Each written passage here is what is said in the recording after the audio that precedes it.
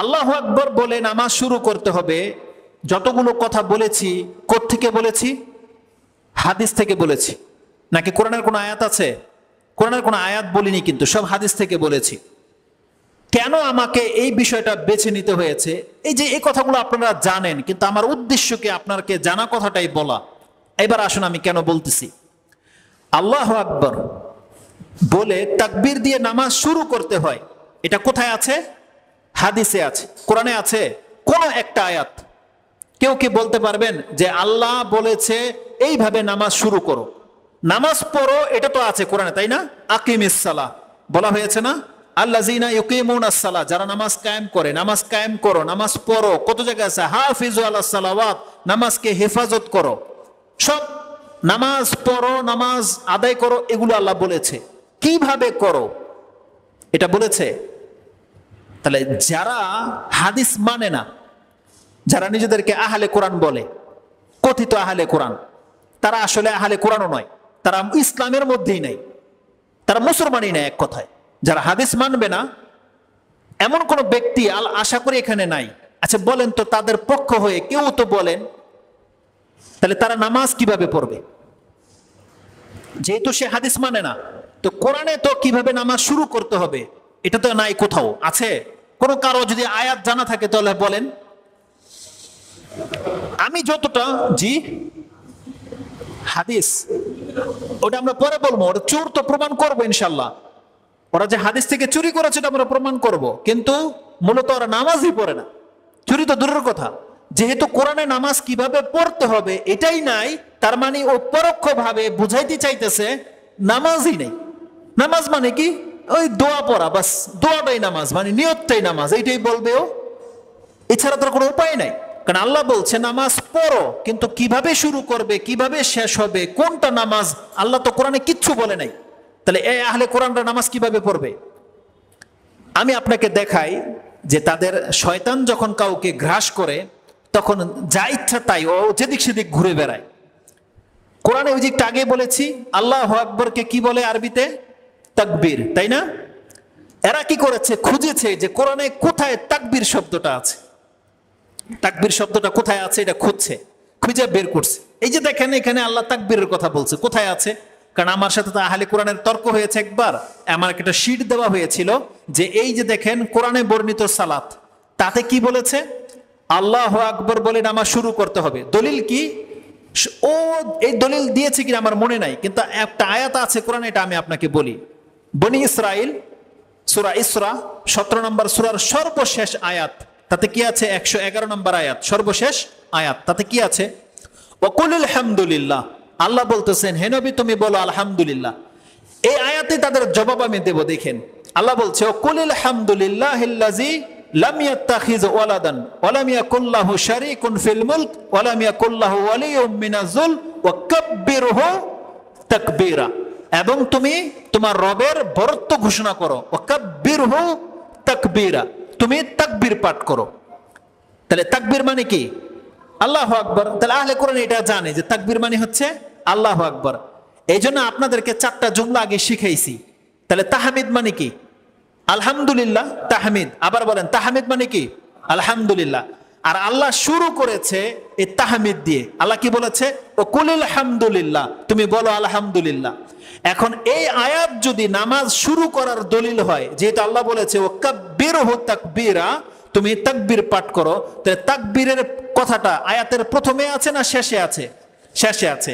তাহলে এই আয়াত যদি নামাজ শুরু করার দলিল হয়, তাহলে হয়তো আলহামদুলিল্লাহ তারপরে আসসালামু আলাইকুম রাহমাতুল্লাহ না হয়ে কি হইতো? আল্লাহু আকবার, আল্লাহু আকবার, এমনটা হইতে হইতো না? কারণ যেহেতু আল্লাহ আয়াত শুরু করেছে আলহামদুলিল্লাহ দিয়ে আর শেষ করেছে কি দিয়ে? তাকবীর দিয়ে। তাহলে ও কি করে বুঝলো যে এই আয়াতে আল্লাহ তাকবীর দিয়ে নামাজ শুরু করতে বলেছে? এখানে তো নামাজের কোনো কথাই নেই, আছে? তাহলে ও কি করে বুঝলো যে এখান থেকে তাকবীরটা নিতে হবে, নিয়ে সালাত শুরু করতে হবে? আমি তো মনে করি এই তাকবীর দিয়ে আপনার সিয়াম শুরু করতে হবে, যাকাত দিতে হবে। আল্লাহু আকবার। আচ্ছা আমাকে খণ্ডন করতে পারবেন আপনি? কারণ আপনারও দলিল নাই, আমারও দলিল নাই। আমি যদি বলি আপনার সাথে কথা বলতে হবে আল্লাহু আকবার বলে, সালাম দিয়ে না, কারণ কোরআনে আল্লাহ বলছে কাব্বিরহু তাকবীরা। তাহলে সালাম শুরু করতে, কথা বলার আগে কি করতে হবে? আল্লাহু আকবার বলতে হবে। আমি যদি দলিল দেই আপনি মানবেন? কেন মানবেন না? কারণ এখানে তো ওই কথা নাই, এই জন্য মানবেন না। তা আমি আপনারটা কেন মানবো যে আপনি কিভাবে বুঝাইলেন আল্লাহু আকবার বলে নামাজ শুরু করতে হয়? কারণ কোরআনে তো এই সম্পর্কে কিছুই বলে নাই। সুবহানাল্লাহ, এদের মাথার মধ্যে আসলে এত সমস্যা, এত গোবর ঢুকে গেছে যে সামান্য লজিকটা বোঝে না। ও পেল কোথায় যে তাকবীর বলে নামাজ শুরু করতে হয়? এখানে তো নামাজের কোনো কথাই নাই। আর যদি ও নিয়েছিল এই আয়াত, তাহলে আলহামদুলিল্লাহ দিয়ে শুরু করতো, যে আলহামদুলিল্লাহ, তাহলে বুঝতাম যে কোরআন থেকে নিয়েছে। আর সালাম ফিরা তো তাকবীর বলে, তাও তো হয় না। আজীব দুনিয়া। আরেকটা আয়াত আছে, সুবহানাল্লাহ, সূরা মুদ্দাসসির, এটা হচ্ছে ৭৪ নম্বর সূরা, সূরা মুদ্দাসসির। তাতে রাসূলুল্লাহ সাল্লাল্লাহু আলাইহি ওয়াসাল্লামকে তাকবীর বলার কথা আছে, যেটা নামাজের সাথে মিল পাওয়া যায়। দেখেন কিভাবে আল্লাহ বলছেন, ইয়া আইয়ুহাল মুদ্দাসসির কুম ফাআনজির, তুমি দাঁড়াও এবং সতর্ক করো, ওয়া রাব্বাকা ফাকাব্বির। এটাকে টেনে টেনে নামাজের মধ্যে মিলানো যায় কিভাবে? ইয়া আইয়ুহাল মুদ্দাসসির, তার মানে হে চাদর আবৃতকারী, তার মানে আপনারা যারা রাতে ঘুমিয়ে থাকেন, আল্লাহ যেন আপনাকে বলতেছে ফজরের সময়, এ চাদর সরা, উঠ ওঠ, এখন কি করতে হবে? ইয়া আইয়ুহাল মুদ্দাসসির, হে চাদর আবৃতকারী, তুমি শোনো, কুম, ঘুম থেকে উঠো, কুম ফাআনজির, সতর্ক করো, তার মানে এলান করো, আজান দাও, তার মানে তাদেরকে বলো নামাজের সময় হয়ে গেছে, সতর্ক করো, তাদেরকে ডাকো। কুম ফাআনজির ওয়া রাব্বাকা ফাকাব্বির। এখন নামাজ কিভাবে শুরু হবে? তোমার রবের বরত্ব দিয়ে, ওয়া রাব্বাকা ফাকাব্বির, তাকবীর দিয়ে, আল্লাহু আকবার। তো টেনে টেনে এটা নেওয়া যাওয়া যায় যে ঘুম থেকে ওঠো, আজান দাও, নামাজে দাঁড়াও, আর নামাজ পড়ো কি দিয়ে? আল্লাহু আকবার দিয়ে। যদিও এর কোনো দলিল নাই, আমি যদি এটা বলি আপনারা মানবেন? কারণ দলিল নাই। কারণ আমি এই মুফাসসির নই। আপনি আমাকে জিজ্ঞেস করবেন যে হুজুর আপনি যে এই তাফসীর করলেন এটা কার থেকে পেলেন? আপনি কিভাবে বুঝলেন? রাসূল কি এটা বলছে? সাহাবী কি এটা বলছে? কার কাছ থেকে নিলেন এটা? আমি প্রমাণ দেখাতে পারবো? নাকি কমু আমি তাবলিগ জামাতের মতো স্বপ্নে দেখছি রাত্রে যে আল্লাহ আমার উপরে স্বপ্নে জানাইছে যে এটা নামাজের দলিল? সুবহানাল্লাহ। তাহলে এইটা তাকবীর আল্লাহ বলতে বলেছে, কিন্তু আল্লাহ বলে নাই যে তুমি তাকবীর দিয়ে নামাজ শুরু করো। ওটা আমাদেরকে কার কাছ থেকে নিতে হবে? মুহাম্মদুর রাসূলুল্লাহ সাল্লাল্লাহু আলাইহি ওয়াসাল্লামের কাছ থেকে নিতে হবে। কারণ এটা ছাড়া আপনি নামাজ পড়তে পারবেন না, কোনো উপায় নাই আপনার। আর যখন আপনি রাসূলের কাছ থেকে নিবেন, তাহলে কোথায় আছে সেই কথা? হাদিসে আছে, রাসূল সাল্লাল্লাহু আলাইহি ওয়াসাল্লামের সুন্নাতে আছে, আদর্শতে আছে। এখন আপনি তো হাদিসকে অস্বীকারী, তাহলে আপনি নামাজ কিভাবে পড়বেন? তার মানে আপনি বুঝিয়ে দিচ্ছেন আপনার নামাজ নাই। হয় আল্লাহ আপনার উপরে ওহী করবেন, নাহলে স্বপ্নে দেখাবে আপনাকে কিভাবে আপনি নামাজ পড়বেন, আর নাহলে আপনার নামাজ নাই। এটাই বুঝিতে চাচ্ছেন না? যারা আহলে কোরআন, তাদের কাছ থেকে আমরা আল্লাহর কাছে আশ্রয় চাচ্ছি। বলেন আল্লাহ এই ফিতনা থেকে তোমার কাছে আমরা আশ্রয় চাচ্ছি। এরা খুব মারাত্মক, জানেন এরা আপনাকে কি ওয়াসওয়াসা দেবে, আর এরা যে কত গুমরাহ। এই নামাজ দিয়ে শুরু করলাম, তাদের গুমরাহিটা আপনাকে আমি বলি। কোরআন নাই এখানে, কোরআন। যাই হোক, এই যে ইফতারি নিয়ে, এই রমজান মাস আসছে না, জানেন এই আহলে কোরআনদের অবস্থাটা কি? তারা কি বলে? চলে আসেন সূরা বাকারার সেই আয়াতের দিকে, 187 নম্বর আয়াত। সূরা বাকারার কত? 187 নম্বর আয়াত। তাতে আল্লাহ সুবহানাহু ওয়া তাআলা বলেছেন যে তোমরা কতক্ষণ পর্যন্ত সিয়াম পালন করবে। ওই আয়াতের মধ্যে আছে। আল্লাহ কি বলেছে? আয়াতটা হচ্ছে এইরকম। আল্লাহ বলছেন, উহিল্লা লাকুম লাইলাতাস সিয়ামি রাফাসু ইলা নিসাইকুম, আমি তোমাদের জন্য রাতে মহিলাদের সাথে সহবাস করা হালাল করে দিলাম। উহিল্লাত লাকুম লাইলাতাস সিয়ামি রাফাসু ইলা নিসাইকুম হুন্না লিবাসুল লাকুম ওয়া আনতুম লিবাসুল লাহুন্না আলিমাল্লাহু আন্নাকুম কুনতুম তাখতানুনা আনফুসাকুম ফাতাবা আলাইকুম ওয়া আফা আনকুম। এটা আমাদের অংশ নয়। তারপরেরটা দেখি, ফালআনা বাশিরুহুন্না ওয়াবতাগু মা কাতাবাল্লাহু লাকুম ওয়া কুলু ওয়াশরাবু হাত্তা ইয়াতাবায়ানু, কোথায় আছে? হাত্তা ইয়াতাবায়ানা লাকুমুল খাইতুল আবিয়াদু মিনাল খাইতিল আসওয়াদি মিনাল ফাজর। তোমরা এখন খেতে থাকো কতক্ষণ পর্যন্ত? সাদা সুতা কালো সুতা যতক্ষণ পর্যন্ত পৃথক না হয়ে যায়। প্রথম আয়াতটা এই পর্যন্ত ছিল, কিন্তু একজন সাহাবী, তিনি সম্ভবত আদি বিন হাতেম, এরকম করতেছে আদি বিন হাতেম, তিনি বালিশের নিচে সাদা সুতা আর কালো সুতা নিয়ে ঘুমিয়েছে। কথাটা বোঝার চেষ্টা করেন। আল্লাহ বলতেছে তোমরা খেতে থাকো কতক্ষণ পর্যন্ত? যতক্ষণ পর্যন্ত কালো সুতা সাদা সুতা পৃথক না হয়ে যাচ্ছে, এই পর্যন্ত। মিনাল ফাজর, এই কথাটা প্রথমে নাজিল হয় নাই, এটা নাজিল হয়েছে পরে ব্যাখ্যা স্বরূপ। সাহাবী কি করেছে, কালো সুতা সাদা সুতা নিয়ে বালিশের নিচে ঘুমিয়েছে। তখন রাসূল ইসলামের কাছে এসে সে সারা রাত ট্রাই করে দেখে কিছু বোঝা যায় না। ফজরের পরে যখন রাসূল ইসলামের কাছে এসে এই ঘটনা বলতেছে, ইয়া রাসূলুল্লাহ, কালা সুতার সাদা সুতা আমি পৃথক করতে পারি নাই। বলতেছে, তাহলে তোমার বালিশ তো তাহলে অনেক বড়। রাসূল আবার ঠাট্টা করে বলেছে, তোমার বালিশ তাহলে তো অনেক বড়। তার মানে কালো সুতার সাদা সুতা তুমি কত বড় বালিশ তোমার যে এটা নিচে রাখতে পারলা। তার মানে এখানে তো কালো সুতা সাদা সুতা বলতে আল্লাহ একটা দিগন্তকে বুঝিয়েছে। দিগন্ত, যে একটা কালো রেখা থাকে, সেই রেখা কালোটা সরে গিয়ে সাদাটা প্রকাশ পাবে। তা আল্লাহ রাসূল সাল্লাল্লাহু আলাইহি ওয়াসাল্লাম বলতেছে, তুমি এত বড় দিগন্তকে তোমার বালিশের ভিতরে কিভাবে ঢুকাইলা? ঠাট্টা করে বলে, তা তোমার বালিশ তো অনেক বড়।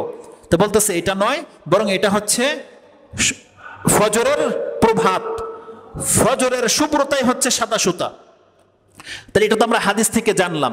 এই আহলে কোরআনদের কি করা উচিত? ওরা কতক্ষণ পর্যন্ত খাবে? তো ওদের তো এই সাহাবীর মতো কি করতে হইব, সাদা সুতার কালো সুতা পকেটে রাখতে হবে ঘরে, লাইট টাইট সব নিবানো থাকবে।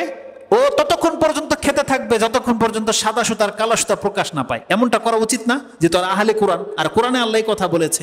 সুবহানাল্লাহ। এটা কেমনে বুঝলো যে সেহরির সময়ে হইলে ওদের ইফতারি খাওয়া, সেহরি খাওয়া বন্ধ? কি করে বুঝলো এটা? কোত্থেকে নিল ওরা এটা? কারণ ওরা তো হাদিস মানে না। কত মানে জঘন্য হলে তারা এরকম চিন্তা ভাবনা করতে পারে। তো দেখেন তারপরে কি আছে, আল্লাহ সুবহানাহু ওয়া তাআলা বলছেন, সুম্মা আতিম্মু সিয়ামা ইলাল লাইল। অতএব সিয়াম পালন করো কোন পর্যন্ত? রাত পর্যন্ত।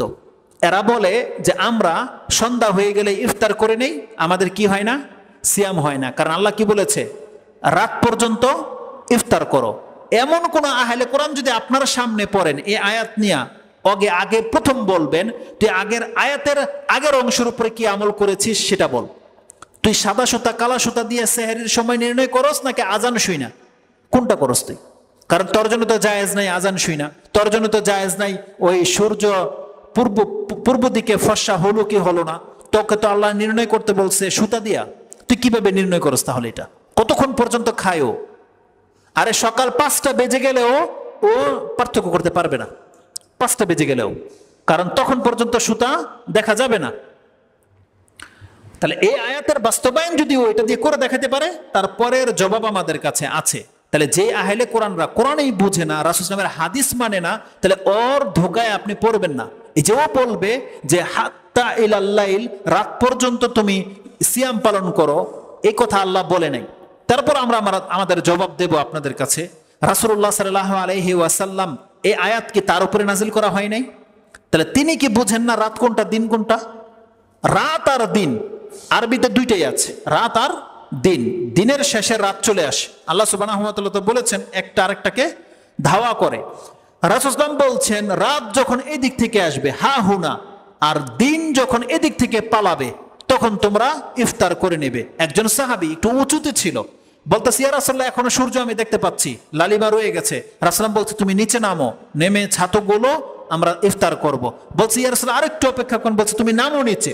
তার মানে যেই ব্যক্তি 10 তলা উপরে থাকবে, সে আপনার 1 মিনিট পর পর্যন্ত সে সূর্য দেখতে পাবে, কিন্তু আপনি তার আগেই আপনার সূর্য ডুবে যাবে। তাহলে রাসূলের আদর্শ হচ্ছে সূর্য ডুবে গেলে ইফতার করা।